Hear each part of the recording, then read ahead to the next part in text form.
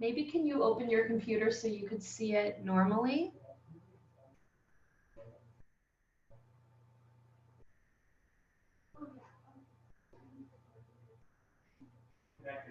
Okay, great.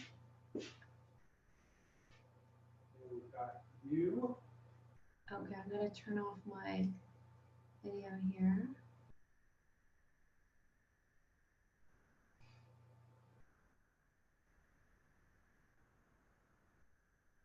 Okay, we're recording. What do you guys see on your screen? They've got the PowerPoint presentation. Okay. Hi, everyone. It looks like we've got some participants already. I see Amber, Veronique, Ralph, and William, and a couple members of our team. So, hi, welcome. We're just getting started here at the webinar. Really excited to have you join us for our email marketing bootcamp. So we're just ramping up here, waiting for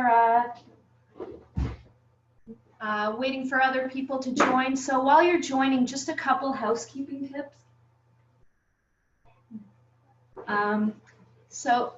Right now we are watching a Zoom webinar, and we're going to have on the side you should be able to see your chat. So if you've been able to successfully join in, would you mind just chatting and saying hi, just making sure that works for us? That would be great if you could, so we could see that the chat's working. Just feel free to, hi Veronique, oh perfect. Hi Ralph, I think I met you at Schulich. Perfect, and yeah, and if this is working for you, would love to know where everyone's joining in from. Feel free to just say, you know, what you do, what your company name is, and what you're interested in learning today. So, and I'm just going to write hi back. By the way, throughout the session, we are going to have a Q&A at the end, but feel free to type in. I'm going to be able to look on the side, and I'll try to answer as many questions as I can, but we do have a lot of material to get through. So feel free to save your questions at the end. And Maria and Michael from our team are moderating the chat, so they'll also be able to save your questions for us to address at the end of the panel. Veronique's joining us from Halifax. Amazing. I think it's colder over there now. So welcome again. I'm really excited to have you join us.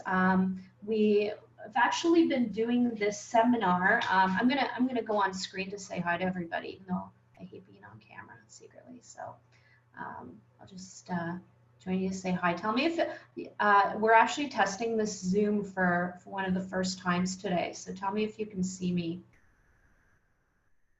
Let's see. I think I'm on camera. Maybe not.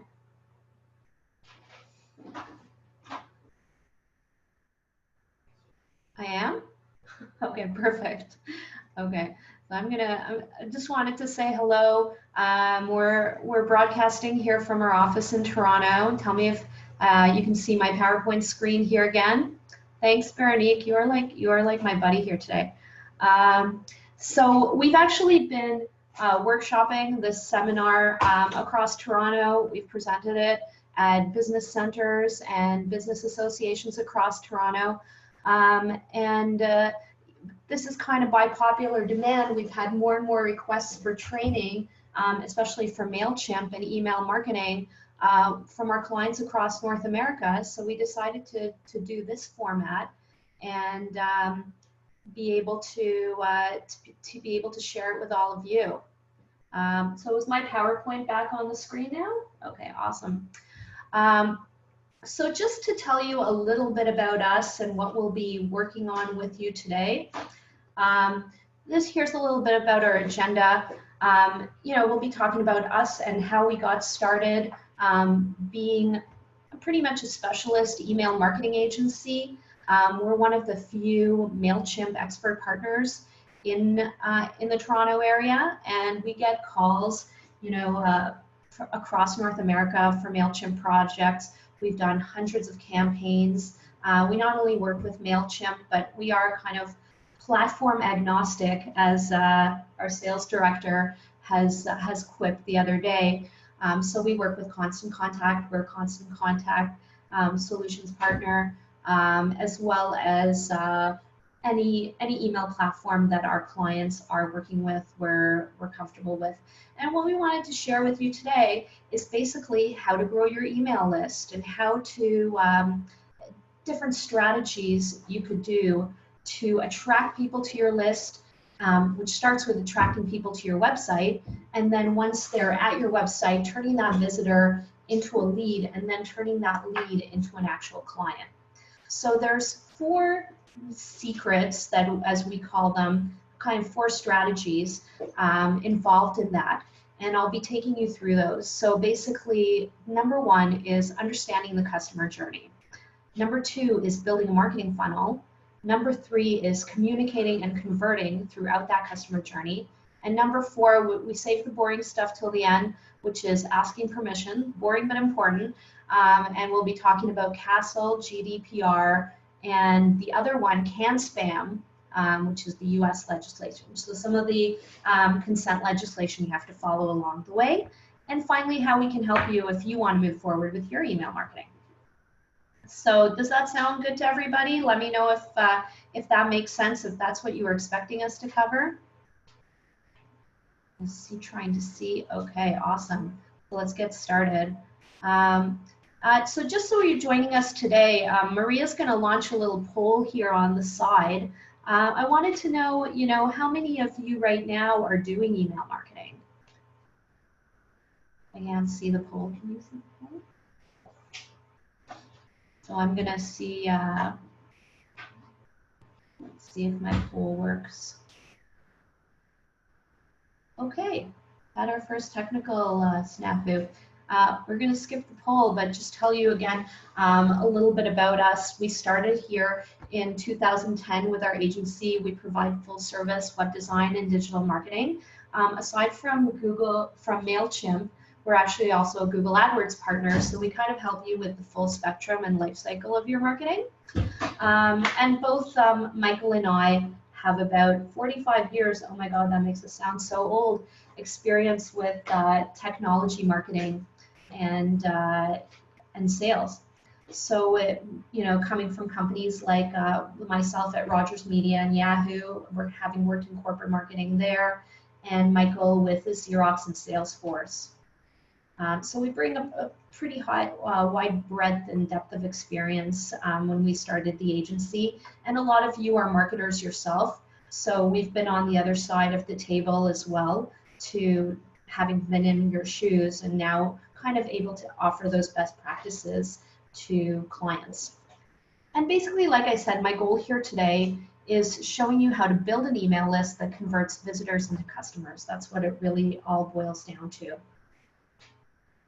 So to start off, why email marketing? So a lot of times, you know, when I tell people, you know, when I tell clients they should try email marketing, I get a little bit of fear and resistance. And the reason for that is, especially in Canada, we've heard so much about anti-spam laws, CASL, and people are really worried that A, they're going to get fined, B, there's so much complexity involved in email marketing, and also it's not really as much the trendy, cool thing to advocate for right now. You know, you hear a lot about Google advertising, you hear a lot about Facebook marketing and Instagram, but you know, we like to promote email marketing, and the reason why is because with almost every other marketing channel like Facebook advertising, Google advertising, even print advertising, or even putting out a booth at a trade show, you're really paying to speak to an audience. And with email marketing, once you get people on your list, you own that list. And there's a pretty minimal nominal cost to continue marketing to them. So basically, when you're building a list, you're really building a long-lasting asset to your business. That list is your asset, and because you're building in a marketing audience that you can continue coming back to and promoting your services and products. You're really building a relationship with that audience, and you have, you know, a tribe, so to speak, to go to announce new products, new services, events that you're doing. Email marketing also have the ability to test different versions of emails, to personalize your marketing, to segment your list. So there's really, it's so dynamic, there's so much you can do, and it's so profitable, really. It's the most profitable marketing channel. I think the last stats I saw from the US Direct Marketing Association says that for every dollar you spend on email marketing is supposed to bring you $35, which is pretty remarkable. Because you're not paying to advertise again and again. Again, you own that list. So while it's not free, it's a solid investment. It delivers ROI the more you do it. So again, also, actually, I'm going to ask you guys casually, because I don't know what, you know, age group I've got on the chat. What do you guys do first online when you wake up in the morning? So what do you check first? I know, like, I'm kind of addicted to my iPhone, and I probably check my iPhone first thing in the morning. What do you, okay, so I've got William saying Facebook, Layla saying email, Instagram. I'm pretty sure Veronique is like under 25 if you're checking Instagram first. So what we see, like when there's actually been surveys done about this, and 71% of consumers are using email as their first online check-in of the day.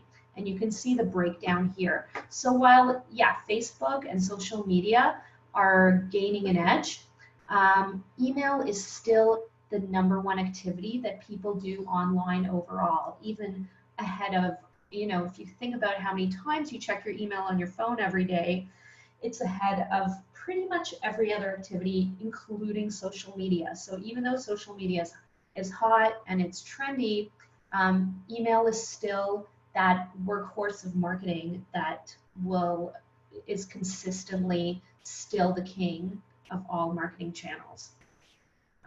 So I think, you know, if you guys are here today, also just to look at some of the numbers of, okay, how many users are there of email versus Facebook and Twitter? Email solidly beats Facebook and Twitter, as huge as Facebook is. Email is still about twice the size. So it's also the most frequent channel for personal messages. It still is, even though probably Facebook Messenger is gaining an edge. But and more people are likely to make a purchase as a result of getting an email versus seeing an ad on Facebook or getting a Facebook message. It's really still seen as the most trustworthy, reliable, and personal marketing channel there is out there. So I think now that I've convinced you that email is the way to go, and email is the way to the right channel to invest your marketing dollars in, let's get into how to use the email and what your list is all about. So, you know, we started getting in a little bit about the list, and I know a lot of people say, you know, your list, I've said your list is an asset, your list is money, right? And there's a saying that goes, the money's in the list. So, but what we need to remember is a list is not, an email campaign is not a cash register. An email campaign is really a means to build a relationship with the people on your list. So you've got the people on your list, you got to stop thinking of your list as some Excel file or a database. We hear those words a lot in the technology industry. You know, how big is your database? It's really, it is a database, but really what it is it's your tribe. It's a group of people who, and they're not even your customers, it's a group of people who are interested in the topic that you specialize in, right? And it's your job to continually prove yourself and build a relationship, and email marketing can help you do that. So let's think about Now, maybe I can ask you guys what business you're in. So, because every business, whether you're selling a product or service, whether you're a lawyer, whether you've got an online retail store, whether you're selling a course, so even healthcare services, anybody who's your client is on a journey.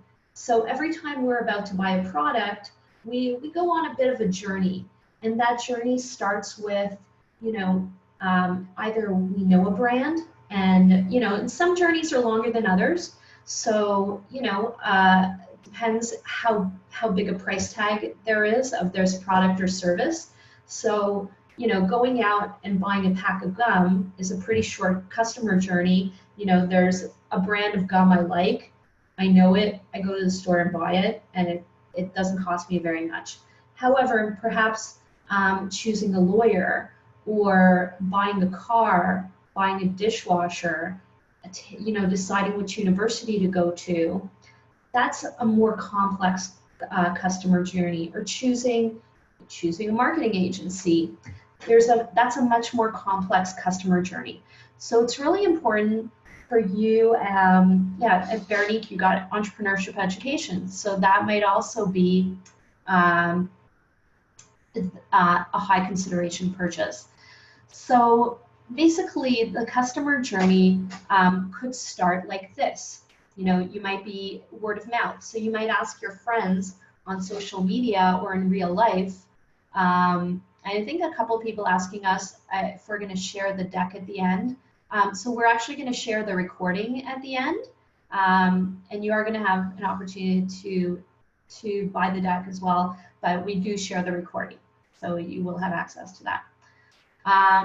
So basically, starts with word of mouth. You might start Googling the topic. So, entrepreneurship education, you might start, looking up courses or looking up the topic of the education that you want to learn about.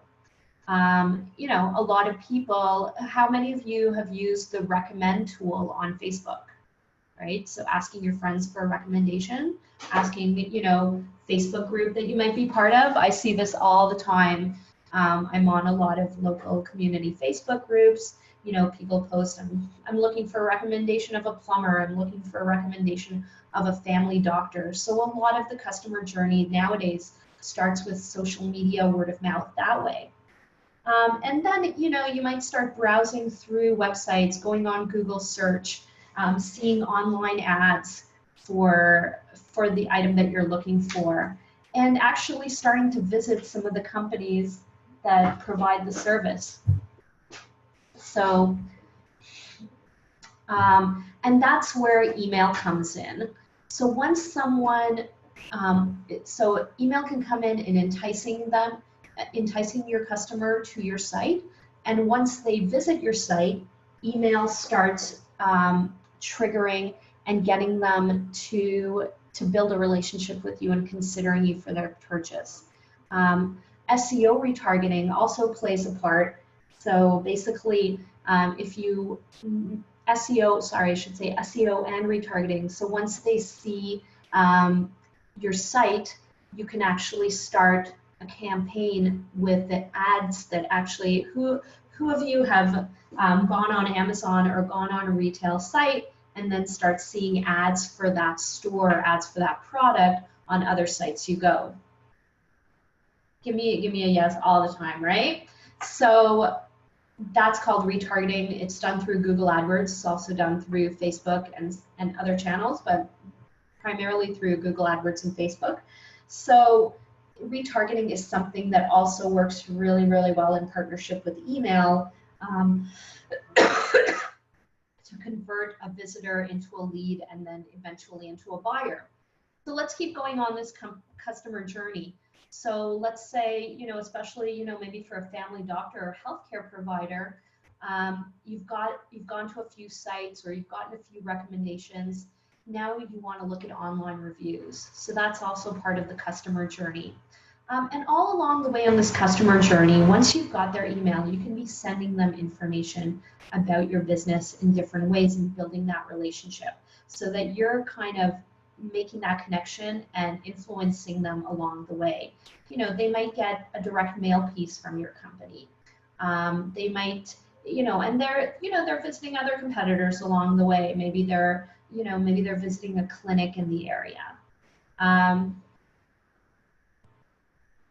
So, you know, and this is along the way as well. You know, you could be sending them email newsletters. You could also be getting them to join your social media channels so that they're getting your social media updates and promotions along the way. So all along this customer journey, you want to be present and you want to be influencing so that eventually the customer converts, this explorer becomes a customer. So they start off, as an explorer and gatherer of information, and then eventually evolve to a decider, eventually evolve to a customer. Now this journey could be very, very short, depending on the price and the importance level of the product or service, or it could be years long. Think about buying insurance or buying a car or buying a house. Some people spend years looking for the perfect cottage, and all along the way they're doing so much research, they're talking to different people, and until they eventually make the leap into that purchase. So does this make sense to you guys? Tell me if let's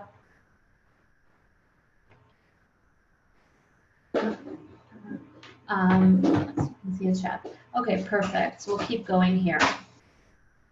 I was gonna I think I'm a slide ahead of myself here, but basically, you're building that customer journey all the way along. So how do we get that person from the time they visit our site to actually sign up for our email list? Because that's really the first step. You want people to come to your site and sign up for the list. So basically, there's different ways you can do that, but it really boils down to you need to be able to solve a problem for them, or solve part of a problem for them. So, and provide some value. So how many of you go to Costco and eat the free samples? I know I do. So basically, think of yourself, all of us are the sausage lady at Costco. I hate to say it, but the whole idea with Costco is they're giving you a little taste of that thing they're trying to sell you. And you're not at the point where you're ready to buy the holy guacamole or whatever it is here for the $30 pack that Costco is selling, but you are open to getting the little cup of guacamole to taste it out, right? So all of us, no matter what business we're in, we are the Costco sausage lady.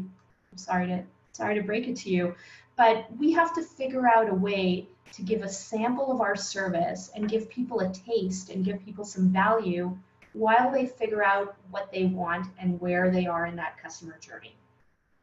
So there's different ways to kind of give people a taste of that service, and that taste is usually called a lead magnet. So a lead magnet, if you're attracting the leads.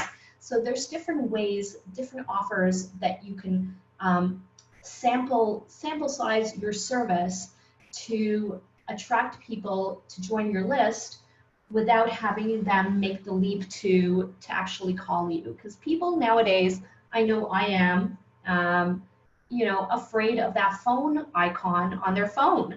They don't want to call anyone. They don't want to be given a sales pitch. They don't even really want to email a company. As much as possible these days, people are doing all the pre-shopping before they buy. So give them a way to access your service or learn what you do without making the commitment to hire you. Because they're still early on, they're still gathering and exploring. They're not ready to buy from you yet. So different lead magnets you could do is offering an ebook with some knowledge about the service you're providing, white papers, checklists, videos, email courses, free reports. I think we've all seen ads for these, but the reason businesses do this is so they can get, you know, before you get that huge, the big conversion of someone converting from a lead to a customer, you really need to get a micro conversion.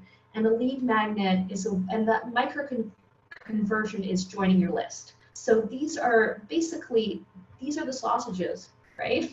that you're giving people before they buy the holy guacamole. Anyway, you guys get the idea. I'm stretching the analogy here. So kind of think about, I think Ralph, you have a question about drip campaign.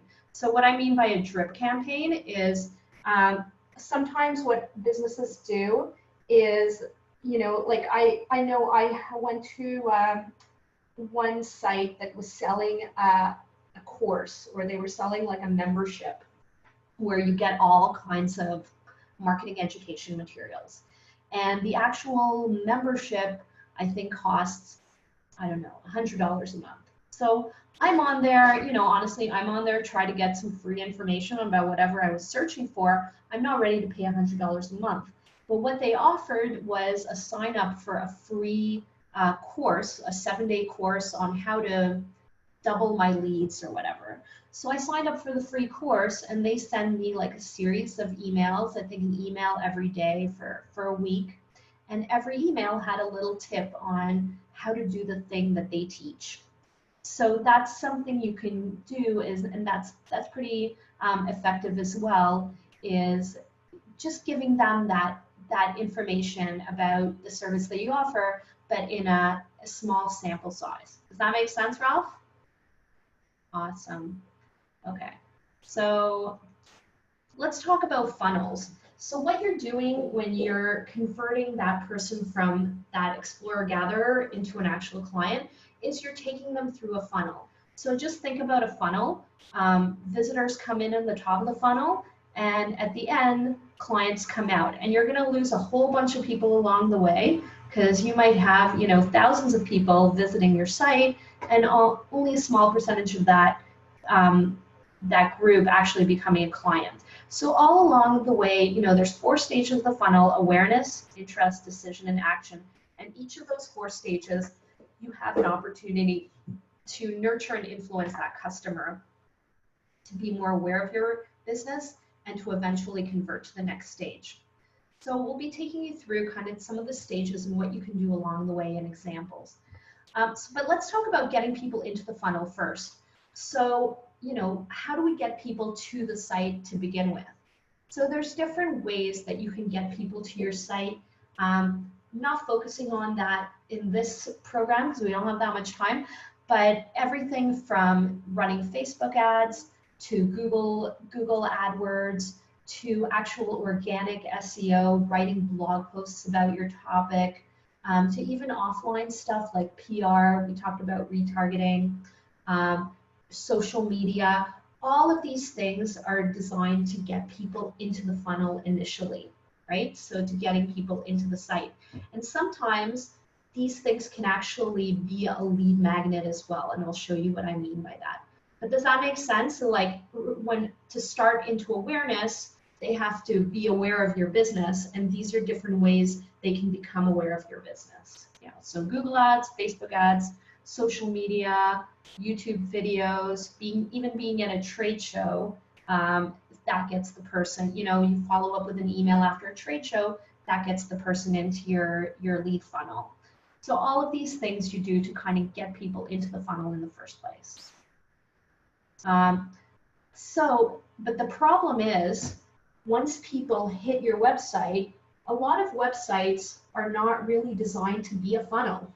Most websites originally were set up to really be an online version of a paper brochure. And that's how a lot of businesses still design their sites. Not our clients who we design sites for, but you know, most businesses, they'll have some information about themselves on their homepage.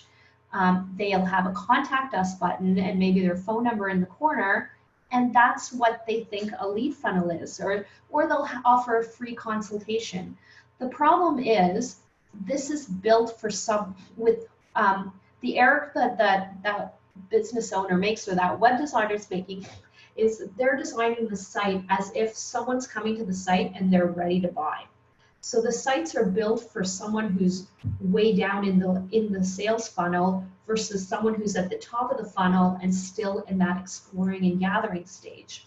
So the whole idea with a lead magnet is, again, offering something on your site where people who aren't ready to contact you or people who aren't ready to get that free consultation, which they know is a sales pitch, they still have a way to convert and become a lead. Because most people do. I mean, how many of you fear that contact us page sometime or avoid it until you're absolutely ready that you're going to do business with that company or potentially do business, right? So you want to get to those people who fear the contact us page. So you're going to want to provide ways to start that relationship for those people early in the customer journey. So how do we create marketing funnels on our site? I'll give you a couple examples. We talked about getting traffic to the site. Now, so this is it. These are actually some different ways where you can sometimes accomplish those two steps in one. Get traffic to your site and also drop someone into your marketing funnel or drop someone into your email list, right? So this is an example of a project we did for a company called, I'm trying to zoom in here, Gabilla's Knishes. So if you don't know what a knish is, ask your Jewish friends, or it's basically a potato pastry. It's mashed potato wrapped in dough and deep fried, and it's pretty much goodness on a plate. So we were hired by a company called Gabilla's, which is the biggest knish manufacturer in the world, I think, if that means anything. And they wanted to build up their email list. So we created, we managed their social media, but one of the things we did was we started a program called the Gabilla's VIP Club. And it was really a way for Gabilla's to build up their email list so that they could email their knishes, which are online mail order basically, to people in the future. So we ran an ad for the Gabilla's VIP Club. We also had a pop-up, which I think it might still be there. I'll see if I can. Maria, do you want to put the link to the Gabilla's site in the chat? Let's see if I can load it fast enough here to show you guys. So if you guys go to gabillas.com, you can see the pop-up here. Let me know if you can see my screen because I'm still like this is so tricky. So can you guys all see Gabilla's? Awesome. Okay. So two things here. We had an ad sending people to the Gabilla's site, and we also had a pop-up on the Gabilla's site inviting them to join the VIP club, to which they get 10% off their first order. So you see this a lot on retail e-commerce sites is a pop-up ad. And that's a perfect example for email of how to a lead magnet for email, right? Let's talk ebooks. Ebooks and checklists are pretty much my favorite lead magnets because they work so well, and they're very easy to put together. A lot of clients spend time writing blogs, spending a lot of time researching, writing fantastic blog posts. So an ebook a lot of times is a collection or a distilled version of blog posts that you've already written. So a lot of people are kind of scared and intimidated. I'm like, oh my God, I have to write an ebook. Really, most ebooks that we've ever launched for clients are 5 pages long or less. It doesn't even have to be an ebook. It could be a checklist or a worksheet. So again, these are Facebook ads that actually promote the lead magnet. This one is for Moz, which is an SEO company, SEO software, and they're offering this SEO quick fix video. So a video can also be a lead magnet. So if you're making people sign up or fill out a form before they see the video, checklists are also great, offering a free checklist. This is also an email company. So they're an email company using a lead magnet to grow their own email list. So here they're using a Facebook ad and also promoting their lead magnet to get people onto their email list. Contests can be amazing lead magnets. So this is a contest by this toffee chocolate company where they're giving away, looks like a camping trip or Air Canada trip or a vacation. That's their lead magnet. And most of the time, if you've ever gone on an online contest, 100% of the time you'll have to enter your email into some kind of form. So that's how they're building their email list, right? So does this make sense so far? This is all ways these companies are getting people into their funnel. We ourselves in Active Marketing, we use lead magnets ourselves. So you actually don't even always have to pay for advertising to do a lead magnet and to get people into your funnel. So for example, we published this thing called the 2018 Marketing Calendar Template. Why? Because at the beginning of the year, a lot of people, a lot of companies are setting up their marketing calendar for the whole year. And I know that people are Googling marketing calendar template. And because I knew that, I wrote a blog post all about planning your marketing year. And at the end of the blog post, I offer, here's a template where you can have an Excel sheet to actually plan out your marketing calendar year. And this has become a very popular lead magnet for our own business and part of our funnel of how it not only gets people to the site because this blog post is out there. Whenever people Google marketing calendar template, we're pretty high up. I think we're on the first page of Google for that. And then they come to our site, and at the end of that article, it offers them, hey, why don't you download the free template? By the way, you just have to fill out this form to get that. So that's our own lead magnet that we're using. And you see the ebooks everywhere. Once you start noticing ebooks, you see them all the time. LinkedIn uses ebooks to get advertisers. That's how they make their money. So they're offering an ebook about, how to maximize your team's LinkedIn use. So obviously very self-serving because it's an ebook teaching them how to use, LinkedIn advertising. But hey, these things really work. And the reason why is because, like we said, like we proved in our chat earlier, we all fear the phone nowadays. We would rather download an ebook and not have to deal with anyone, not have to deal with a pushy salesperson, not have to explain that, hey, I'm just not ready, I'm still thinking about it. An ebook doesn't ask you if you're ready to buy. It's easy, it's passive, and it's a way for you to kind of leverage that fear of the contact us and still offer something of value for that, right? So does this all make sense now, guys? I hope it's kind of coming together. Another great lead magnet is calculators. So these, again, here these are Google Ads. So Google Ads for different kinds of services. One is a bankruptcy trustee, and another is a lawyer. And normally you see, a Google ad saying, call our law firm if you've got this problem, or, for like a labor lawyer, call our law firm if you need advice on hiring or on letting people go. So most lawyers will do a Google ad like that. Or a bankruptcy trustee, they help people through bankruptcy.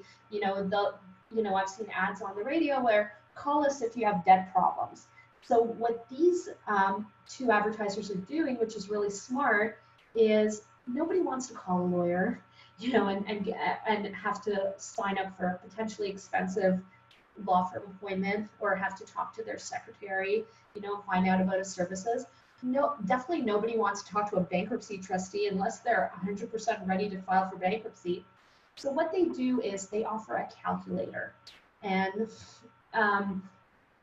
see if I can actually pull this up. Severance pay calculator, just to show you guys an example.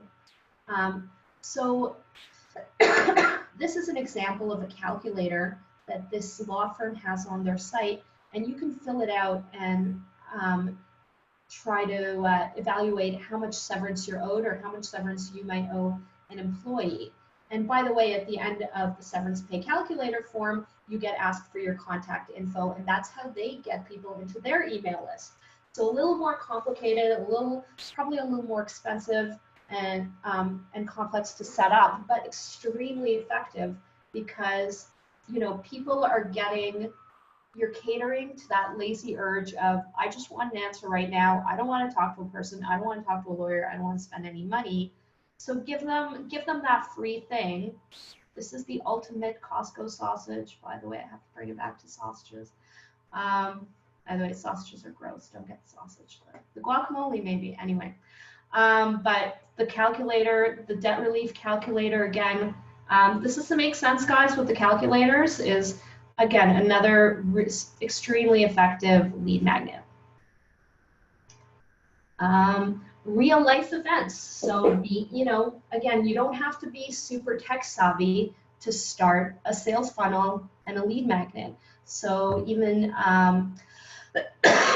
one of our clients is actually doing a seminar locally in his city, and he's inviting people to his seminar through Eventbrite.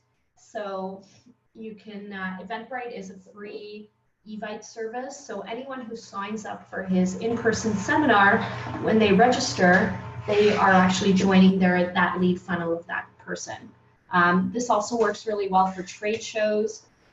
Even having people, you know, you have to be a little careful, but when you're collecting business cards at a trade show, if you're a B2B business especially, if you're a B2C, you got to get permission.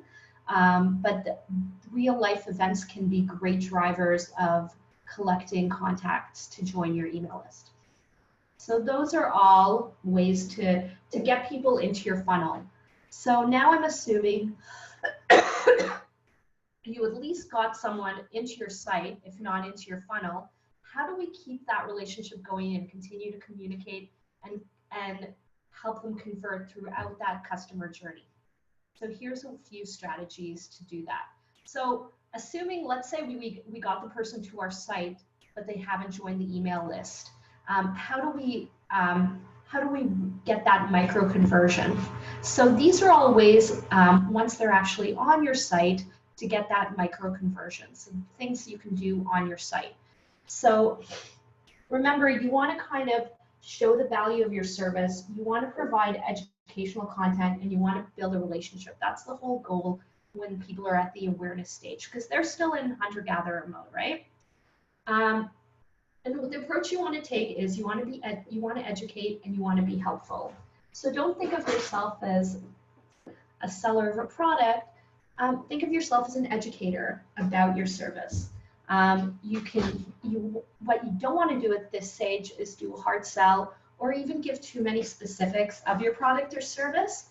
So things you can do at this stage, and this is not showing very well here, and I can't make it show, but basically you can do a blog post about, you know, for example, that bad lawyer site we saw a minute ago. They could do a blog post about how to incorporate your business, or you know, going with a lead magnet, maybe a checklist of how to sell your business.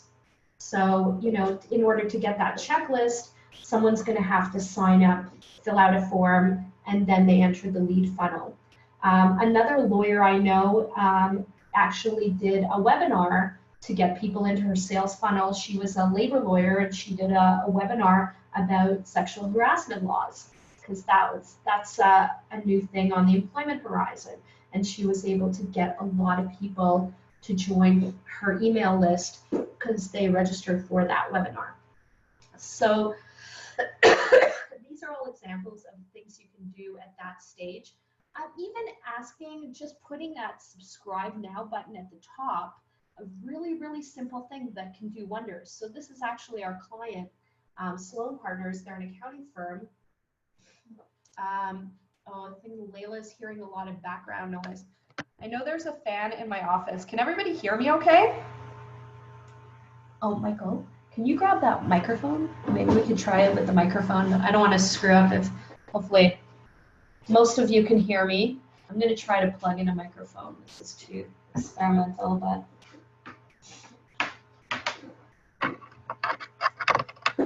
Okay, hopefully I won't cut off. Can you guys hear me now?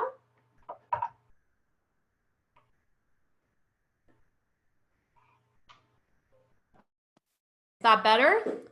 Awesome, okay. My trusty microphone. So this is our client, they're an accounting firm, Sloan Partners.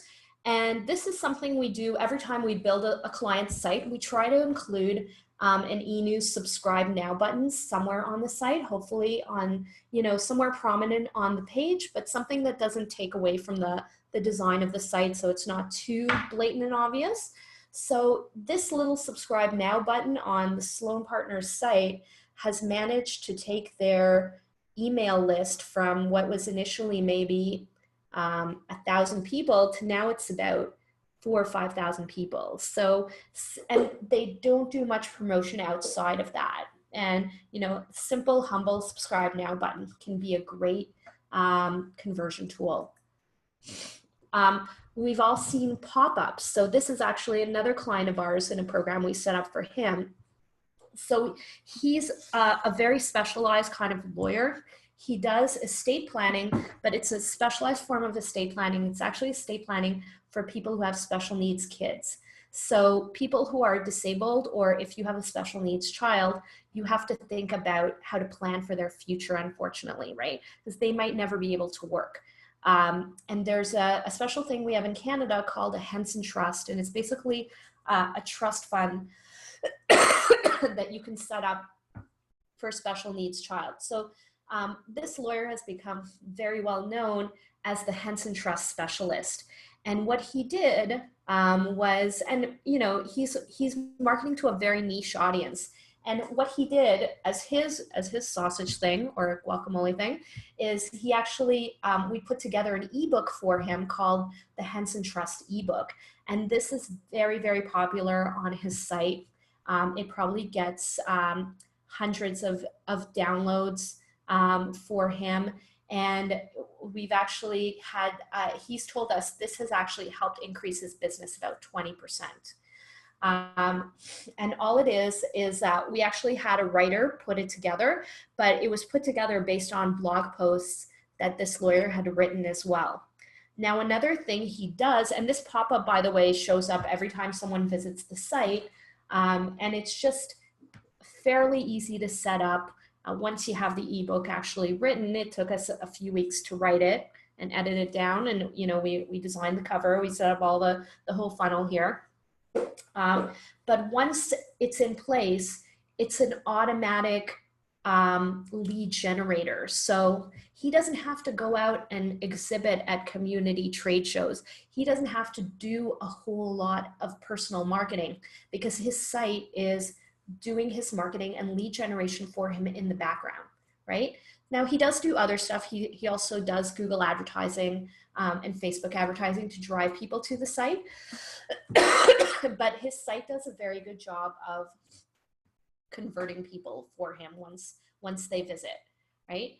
Another thing he's got that's really smart on his website, here I'm going to try to zoom in here a little bit, is he's got an online chat. And I'm sure all of you have seen online chat on different sites you've gone on. So again, this looks more complicated than it is. It's usually an app you install on your website, and there's actual services that you can contract where someone, if you're not available, and most people aren't available to sit there and answer these chats, you can actually hire companies to answer basic questions, give them a script so that they're manning to chat for you. And guess what? The first question they usually ask, what's your email address so we can continue to communicate with you, right? So does this make sense so far? That's probably like one of my favorite examples of a marketing funnel. This is actually another client of ours, and this is a pain care center. So it's a medical clinic, and they specialize in chronic pain care. So we were able to set up their site with some really effective lead funnels and lead magnets. So what we have here is, all of us nowadays, when we're in pain, we think something's wrong with our body, first thing you do is go to Dr. Google, right? So one thing we help them with is having content on their site that attracts searches. So, you know, they have blog posts about different kinds of chronic pain, which attracts people to their site. And once people are on their site, you know, again, especially with healthcare, you know, the last thing you want to do is actually have to go in and see a doctor. You usually want to kind of figure out the problem on your own as much as possible first, especially with pain care. You know, people coming to the site, they're in pain, right? So they want to find out as much about their condition as possible. So we make it easy for them in a couple ways. Just like the calculator, what we did was a pain inventory quiz. And I'm going to see if I can pull it up for you guys. And how that works is, let me see if I can show you the real one here. I'm dragging this over here. So it's called Where Does It Hurt? And it just lets people, let's see if, once people click on this, they can actually fill out a little questionnaire describing their pain. And at the end of the quiz, it tells them, okay, you might be experiencing chronic pain. You might be experiencing acute pain. It doesn't give a medical diagnosis, and there's lots of disclaimers on there. But at the end of the quiz, it also says, would you be interested in making an appointment with the Silver Pain Center? And again, the Silver Pain Care Center gets hundreds of leads out of this pain inventory quiz. We also do an ebook for them called Introduction to Pain Care, written by a lot of materials they had on hand already. So when you click that, you get a little form asking you to sign up for the ebook to get the free ebook about chronic pain. And it also asks, would you like information on visiting the Silver Center for Pain Care? And this also gives permission. So once people click that, and about, I'd say about 30%, 40% of the people who get the ebook click this link, that actually triggers an email to the receptionist at the Silver Center, and she contacts them for an appointment. So it's a great lead generator for a healthcare business. Again, I think I talked to you about Gabilla's, the opt-in there. So that's kind of getting people that first micro conversion. So you got the micro conversion. Now you want to develop more interest in your product. So you want to get them from maybe the gathering and exploring stage to the customer stage, decision making. So here you can give a little more information, a little more in-depth information, and start touching on the actual service you provide. So this can be done with client newsletters. This is a newsletter we put together for Sloan Group, the accounting firm, and we send this out every month or every other month for them. And there's different articles in here. We help them with writing the articles. So we interview their clients, so other clients or potential clients can see, hey, they deal with businesses just like me. You know, we give tax tips. We interview the Sloan accountants, so they can. So this is a way, like, once someone joins that Sloan email list, they start getting this, and they little by little they start learning about Sloan. And by the way, this works really great for people who are already Sloan clients. So they, you know, once someone's a client, that's not the end of the journey. You want them to buy from you again or keep coming back to you. So client newsletter is a great way to keep in touch, keep that relationship going, and remind them that you exist, right? Again, back to my favorite disability estate lawyer.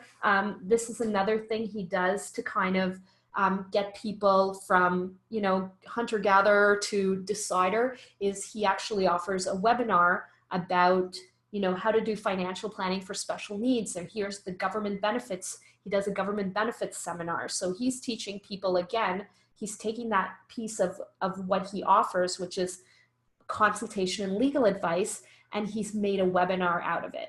And these are really, really popular. He literally gets hundreds of people onto these webinars, and all of those people are potential clients for him, right?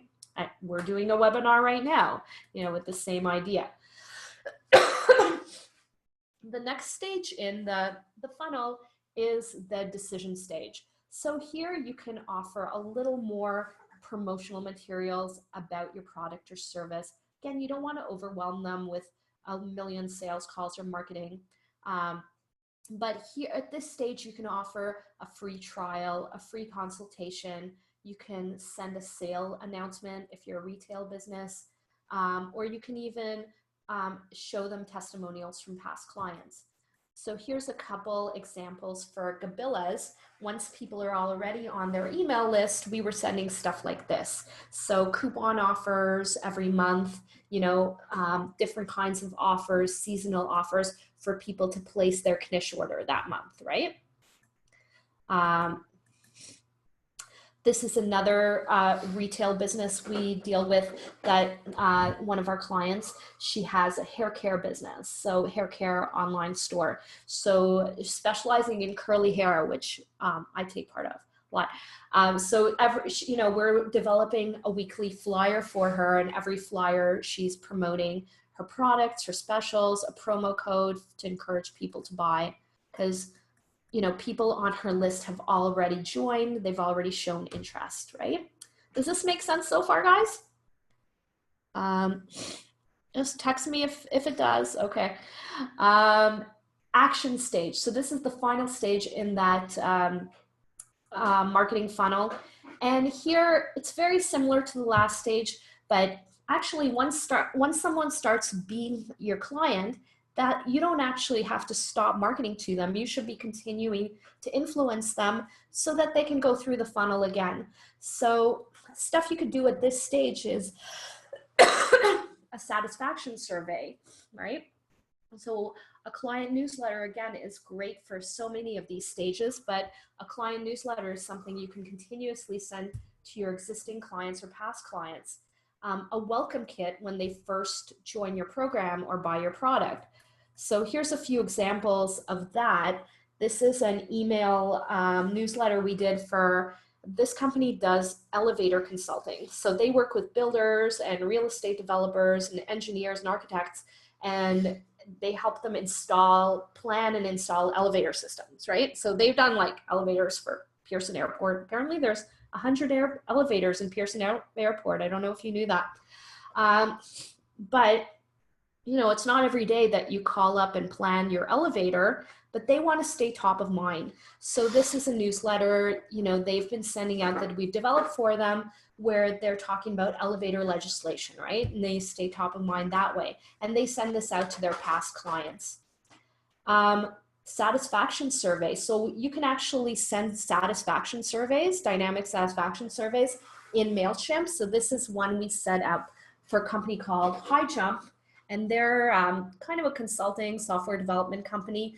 And they wanted to know, once a client starts a project with them, are they continuing to be satisfied? Are they having stress or frustration in the middle of their project? So they actually send this out to current clients, people who have already bought from them, but they want to continue to stay in touch and nurture that relationship. And they actually were sending this out every week, asking people, how satisfied are you with the service? And this also works with an analytics program. If any of you are interested in doing this, it actually compiles the stats and sends management reports on how many people say they're satisfied versus dissatisfied. And welcome guides, talked about welcome guides. So, you know, we signed up for Canva, which is a design software. They actually send you a welcome guide, which is just an email talking about, hey, here's how you can use Canva. Here's some resources to help you, you know, tutorials, user guide. And this is how they welcome their customers once the customer's already bought. So that's kind of stuff you send at the end of the funnel. Now, when you're getting people to join, it's really important to follow some of the legislation, the compliance laws. And when you're asking permission, you got to do it in the right way, because there are laws about this. I could probably do a whole webinar about spam laws. I'm going to cover it pretty briefly, but there's 3 kinds of spam laws that apply to different jurisdictions. In the US, they have the most easy, and I know we're going over the hours, so I hope you guys stay with me. They actually have the most relaxed spam laws. So in the US, you actually don't have to ask permission to email, although it's still the best practice, as long as you have an opt-out at the bottom of your email, you are able to email anyone. You can buy an email list. There's no real regulation about that. The main rules are that you have to identify yourself in the email and you have to provide an unsubscribe at the bottom. Castle is the anti-spam law we've got in Canada. Castle was the most strict legislation up until GDPR came along. And in Castle, you've got to ask consent for everyone you email. So the biggest thing with Castle is making sure that you have a form where you're asking consent. There are a few loopholes in Castle, especially for B2B. So if you're a B2B business, you can email existing clients or you can email other business people who will directly be relevant for your type of business. But for the most part, for consumer businesses especially, you have to have an opt-in. However, that's not as difficult as you think. It's usually just having a checkbox on your form.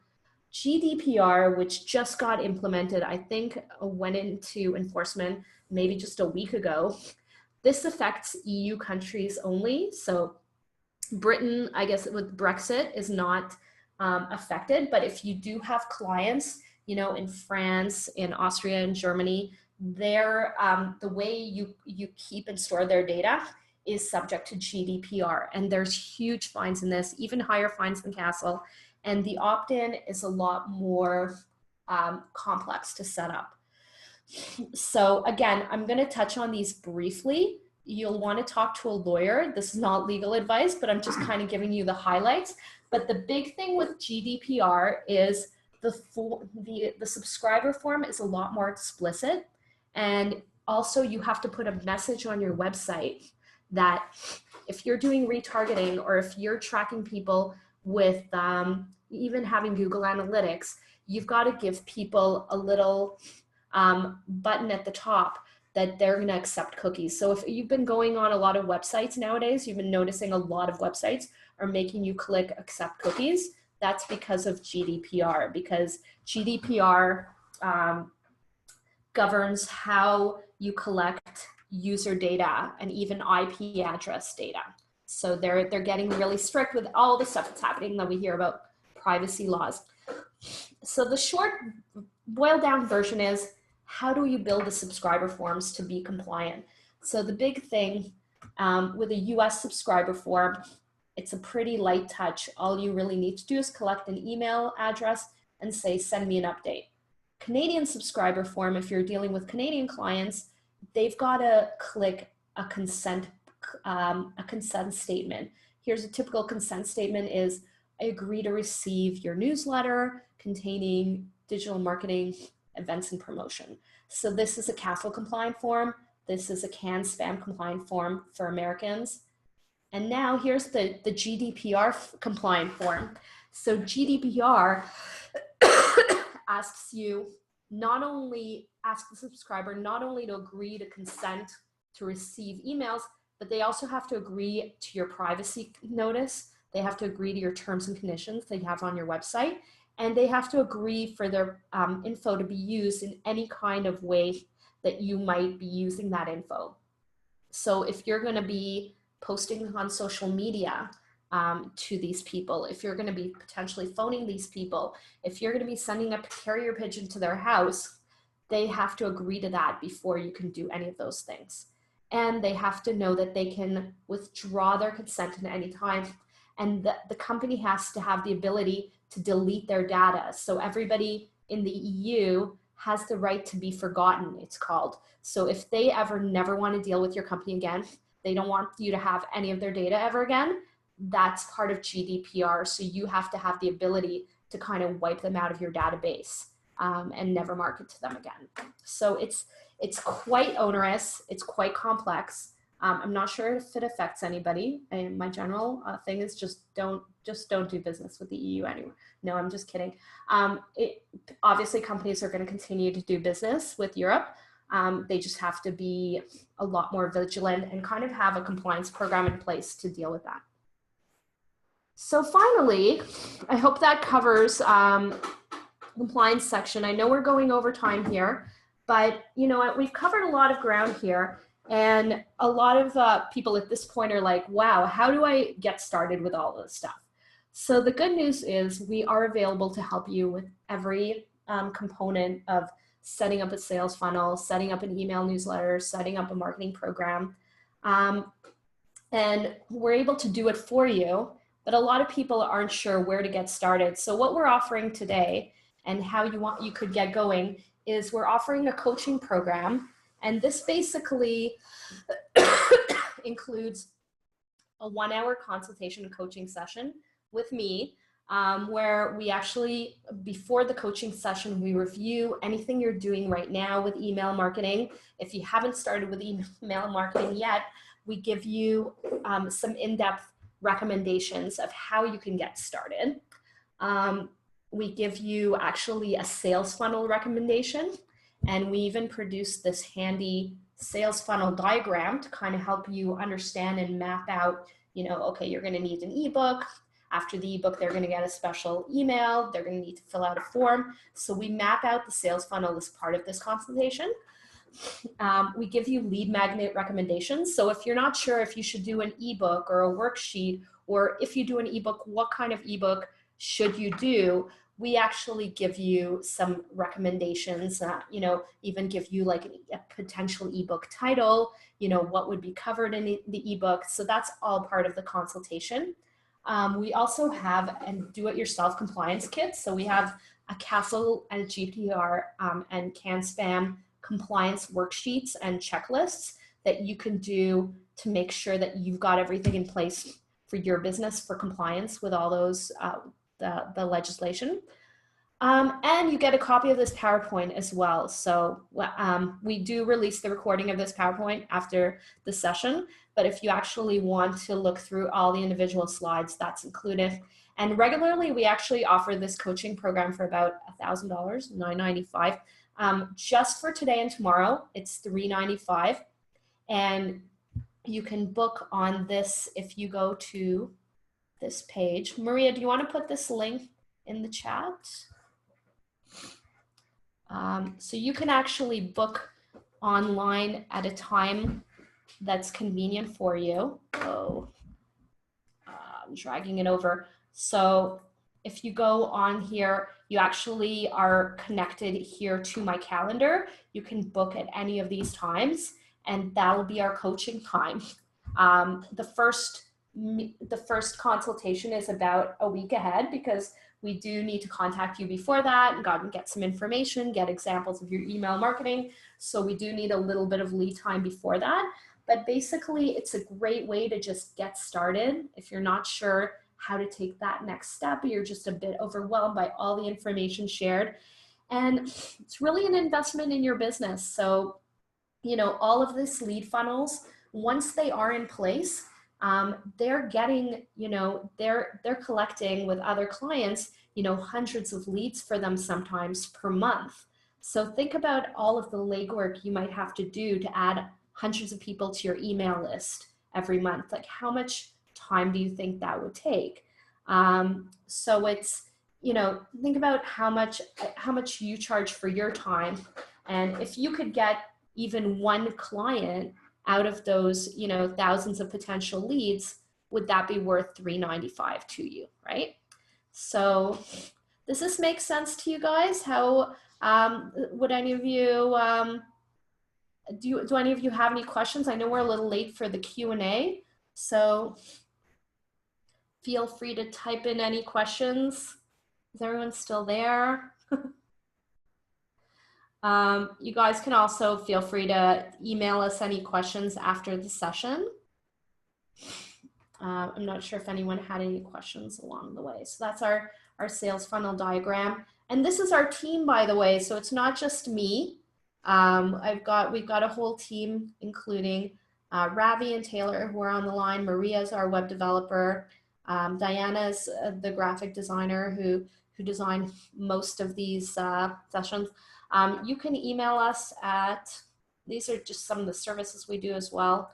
And this is our email if you would like to talk to us about, you know, if you're ready to kind of go past the consultation and just start a program, we can definitely help you with that.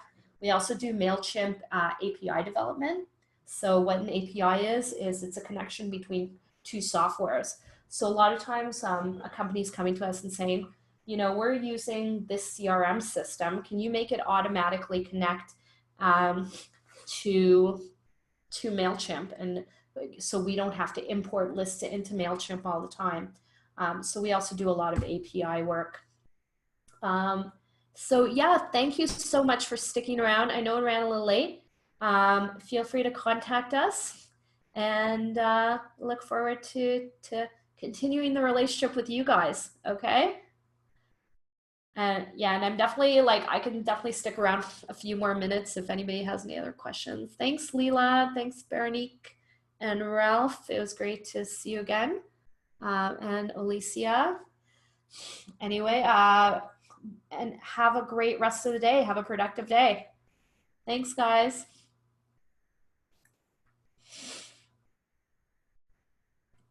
How do I turn this off?